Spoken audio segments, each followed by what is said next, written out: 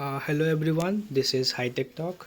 So in this video I will tell you how to get devil calculator filter in Instagram. So for this you need to search for this user. I will add the username in my video description. You can get it from there.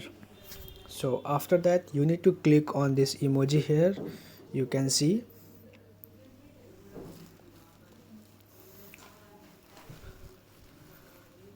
So my internet is slow.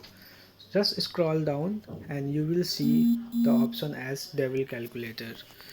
So just click on this one. So if you want to save this filter in your Instagram filter, you can click on this one, or else you can click on try to use. Here you can see.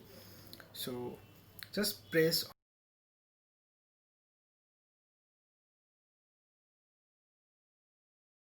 So this one, it's 99%. So in this way you can use devil calculator filter in Instagram. So if you find this video useful, please like, share and don't forget to subscribe.